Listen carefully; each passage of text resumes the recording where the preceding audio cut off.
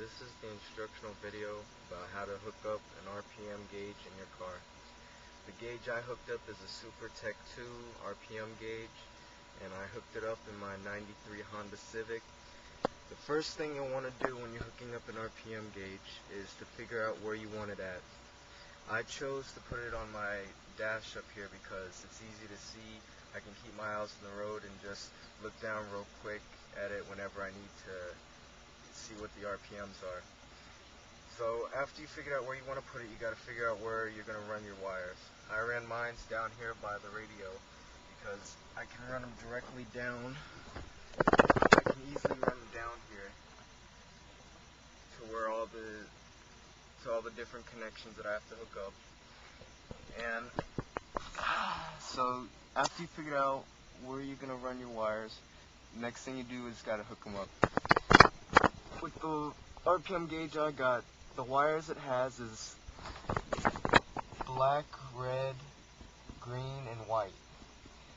The green one is the wire that tells the RPM gauge what the RPMs are. The red one is the power to the RPM gauge, the white one is the light that's in the RPM gauge, and the black one's the ground. So the red one you'll want to hook up to a power source that gains power after you've turned on the ignition. I found one that's up under my dash, which is in the fuse box.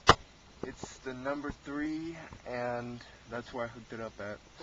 The next wire would be the ground, which I hooked up back here. I just found a bolt and I put the wire to it and tightened it up. The next wire would be the green one. The next wire that has to be hooked up is the green one. And so what you gotta do is run it through the firewall, and you gotta run it to either the distributor or wherever the manual says you gotta put it at. On my Honda Civic, I just had to run it to this blue wire right here. I looked in the manual, and that's how it told me where to hook it up at. I had to run it through the firewall, so I ran it through right here. There was a little plastic piece on here, so I just had to pull it out, and so it already had a hole in it. If you don't have one of those, then you'll just have to drill a hole and run it through. So you just gotta make sure you run it through a good spot to where the engine's heat won't affect it, and to where it won't short out or something.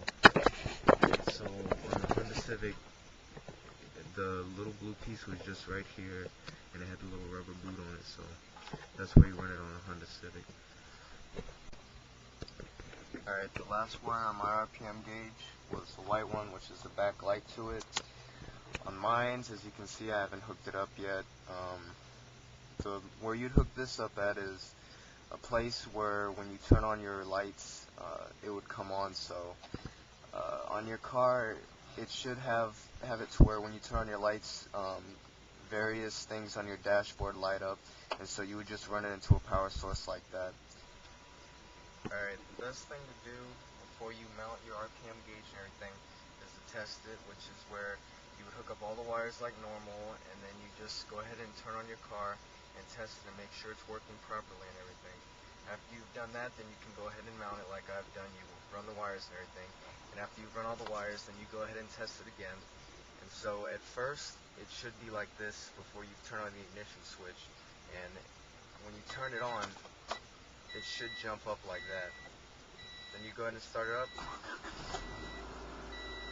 Your RPM should jump up just like that, and the gauge should read properly like mine is and everything. So if your RPM gauge looks like this and it's working well, then you've successfully hooked it up.